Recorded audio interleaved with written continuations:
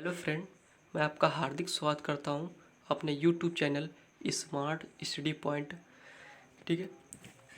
ठीक है, आज तो चलिए आज हम पढ़ेंगे हेलो एल्केन तथा हेलो एरीन के बारे में। ये जो चैप्टर है ये क्लास 12 का है। ठीक है, कक्षा 12 का जो चैप्टर है, ठीक है, ये केमिस्ट्री सेकंड पार्ट में आता है। और तो ठीक है, तो चैप्टर वैसे तो केमिस्ट्री सेकंड का पार्ट है। तो चलिए हम पढ़ेंगे हेलो एल्केन तथा हेलो एरीन के बारे में पढ़ेंगे। ठीक है, हेलो एल्केन तथा हेलो एरीन के बारे में पढ़ेंगे। ठीक है, हेलो एल्केन तथा हेलो एरीन क्या होता है इसके बारे में पढ़ेंगे डिटेल से। क्या होता है, तो ये कार्बनिक रसायन के अंतर्गत आता है। ठीक है, तो चलिए हम पढ़ते हैं। ये चैप्टर है, वैसे तो चैप्टर हमने फर्स्ट डाल दिया है। और चलिए हम पढ़ते हैं। ठीक है, कार्बनिक रसायन किसे कहते हैं। तो कार्बनिक रसायन जो होता है किसे कहते हैं, क्या होता है।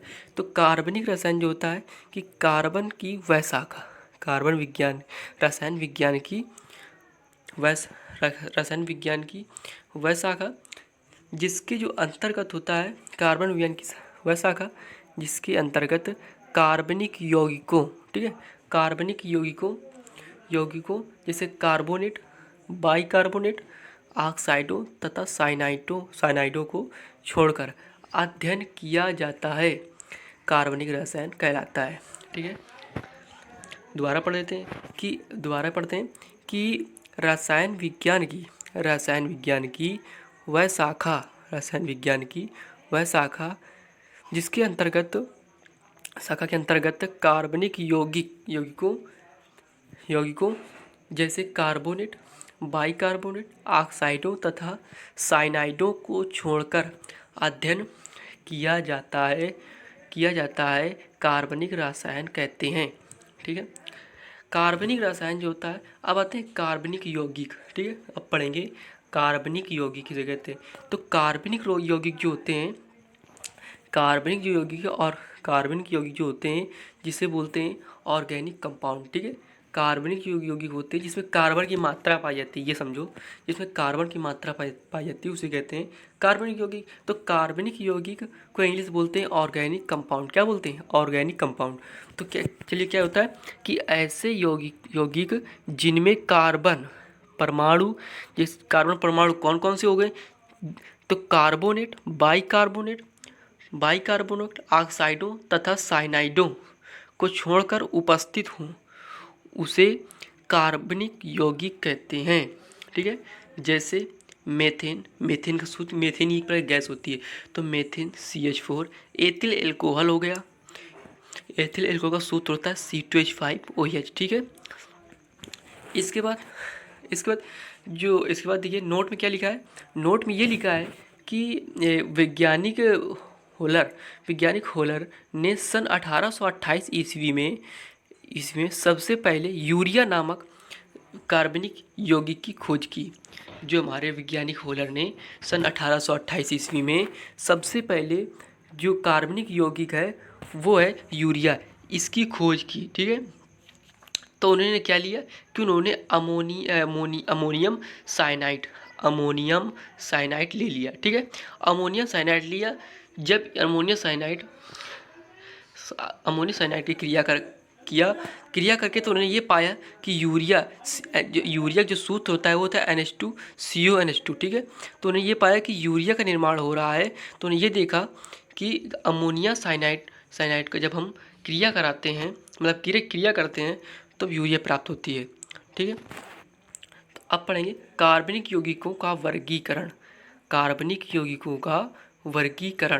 तो कार्बनिक यौगिक और वर्गीकरण होता है जिसे इंग्लिश में बोलते हैं क्लासिफिकेशन ऑफ ऑर्गेनिक कंपाउंड। तो कार्बनिक यौगिकों को निम्न दो भागों में बांटा गया है। ठीक है, कार्बनिक यौगिकों को दो भागों में बांटा गया है। ठीक है, पहले नंबर होता है एलिफैटिक, और देखो इसमें क्या होता है कि एलिफैटिक या कह सकते हैं खुली श्रृंखला वाले यौगिक। ठीक है, दूसरे कह सकते हैं एरोमेटिक यौगिक, और या फिर बंद श्रृंखला। खुली श्रृंखला वाले क्या होती है कि जैसे कि मान लो कि CO NH2 CH3 C2H3 CH2 CH3। ठीक है, ये हमारे क्या हो गए, ये इनमें जो आता है मान लो ये जो होता है ये खुली श्रृंखला वाले होते हैं। इन्हें हम क्या बोल देते हैं, इन्हें हम बोल देते हैं कि इन्हें कहते हैं एलिफैटिक और एरोमेटिक होते हैं। एरोमेटिक मतलब होता है एरोमा से, ठीक है। तो एरोमा क्या होता है, एलिफैटिक जो बंद श्रृंखला वाले होते हैं, यौगिक होते हैं, बंद श्रृंखला वाले आ जाते हैं बेंजीन। क्या आ जाते हैं, बंद श्रृंखला वाले आते हैं हमारे बेंजीन, ठीक है। बंद श्रृंखला वाले हमारे बेंजीन आ जाते हैं। बेंजीन दो प्रकार के बनता है, एक बेंजीन इस तरह का बनता है और दूसरा बेंजीन जो बनता है वो इस तरह का बनता है, ऐसे ऐसे ऐसे ऐसे, ठीक है। बेंजीन दो तरीके का बनता है, ठीक है। तो हमने जाना कि कार्बनिक यौगिक जो होते हैं वो दो प्रकार के होते हैं, ठीक है। कौन कौन से होते हैं, एलिफैटिक यौगिक और एरोमेटिक यौगिक। एलिफैटिक यौगिक कहते हैं खुली श्रृंखला वाले यौगिक और एरोमेटिक यौगिक को कहते हैं बंद श्रृंखला वाले यौगिक। इसके बाद आते हैं एल्किल हैलाइड या हाइलोएल्केन। एल्किल हैलाइड या हाइलोएल्केन। तो एल्किल हैलाइड या हाइलोएल्केन क्या होते हैं कि एल्केनों के मोनो हाइलोजन व्युत्क्रम, एल्केनों के मोनो हाइलोजन व्युत्पन्न को एल्किल हैलाइड या हाइलोएल्केन कहते हैं। जो हैलाइड का जो सूत्र होता है वो क्या होता है कि एल्किल समूह होता है और उसमें हैलाइड जुड़ा होता है, ठीक है। आर को आर प्रदर्शित करता है एल्किल को और एल्किल समूह को, और जो एक्स होता है वो हैलाइड समूह को प्रदर्शित करता है, ठीक है, ठीक है। तो क्या होता है कि जो एल्किल हैलाइड जो होता है, एल्किल हैलाइड होता है, इसी को कहते हैं हाइलोएल्केन, ठीक है। तो क्या होता है कि हाइलोएल्केन के मोनो हाइलोजन व्युत्पन्न को एल्किल हैलाइड या हाइलोएल्केन कहते हैं।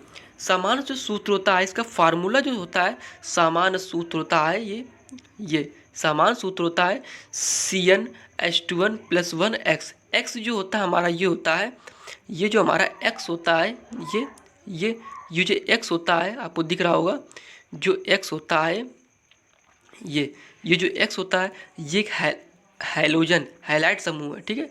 हाइलोजन जो है ये हाइलाइट समूह है, ठीक है। हाइलाइट में क्या कौन कौन से तत्व आते हैं, जैसे क्लोरो हो गया, ब्रोमो हो गया, ठीक है, आइडो हो गया, फ्लोरो हो गया, ये हमारे जो हाइलाइट तत्व होते हैं, ठीक है।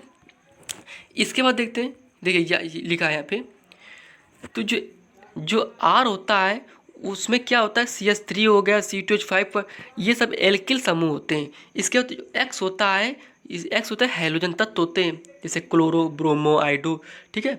और एग्जांपल में दे दीजिए C2H5, तो C2 जो H5 लिखा है, C2H5 Br लिखा है, पूरा पढ़ते हैं एथिल ब्रोमाइड, ठीक है। इसके बाद जो C2H5 है ये एल्किल समूह है और जो Br है ये क्या है कि हाइलोजन तत्व है, ठीक है। जो Br है जो हाइलोजन तत्व है और C2H5 ये क्या है, एल्किल समूह है, ठीक है। इसके बाद एल्किल हैलाइड के प्रकार। एल्किल हैलाइड को निम्न 3 प्रकार से बांटा गया है। जो एल्किल हैलाइड होते हैं, एल्किल हैलाइड कौन कौन से, एल्किल हैलाइड हमने यहाँ देखा कि एल्किल हैलाइड क्या होते हैं कि एल्केनों की मोनो व्युत्पन्न को एल्किल हैलाइड कहते हैं। तो एल्किल हैलाइड को होता है वो 3 प्रकार के होते हैं। पहला नंबर लिया है कि एल्किल मोनोहैलाइड, एल्किल डाइमोनोहैलाइड और एल्किल ट्राइहैलाइड। तो एल्किल मोनोहैलाइड क्या होता है, चलिए देखते हैं। पहला नंबर आता है एल्किल मोनोहैलाइड, एल्किल मोनोहैलाइड। तो एल्किल मोनोहैलाइड में क्या होता है कि एल्किल हैलाइडों में, एल्किल मोनोहैलाइडों में एल्किल समूह के साथ, एल्किल मोनोहैलाइडों में एल्किल समूह के साथ एक हाइलोजन तत्व जुड़ा हो, एक हाइलोजन तत्व जुड़ा हो, उसे कहते हैं एल्किल मोनोहैलाइड। कहने का मतलब है कि जो R हमने देखा कि RX ये एल्किल हैलाइड होता है। एल्किल हैलाइड के साथ ये जो X है हैलाइड समूह, ये केवल एक तत्व जुड़ा हो, हाइलोजन तत्व एक जुड़ा हो, उसे कहते हैं एल्किल मोनोहैलाइड। जैसे कि देखिए यहाँ पे एग्जाम्पल में दिया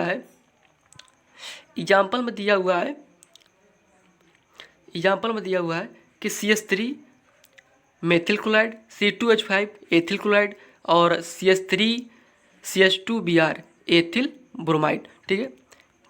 अब कहते हैं एल्किल डाई हैलाइड। तो एल्किल डाई हैलाइड जो होता है, एल्किल डाई हैलाइड में एल्किल समूह के साथ केवल 2 हाइलोजन परमाणु जुड़े हों। क्या जुड़े हों, 2 हाइलोजन परमाणु जुड़े हों, ठीक है। 2 हाइलोजन परमाणु जुड़े हों, तत्व जुड़े हों, जुड़ा हो, तो उसे क्या कहते हैं, एल्किल, क्या कहते हैं, एल्किल एल्किल डाई हैलाइड कहते हैं। Alkyl die halide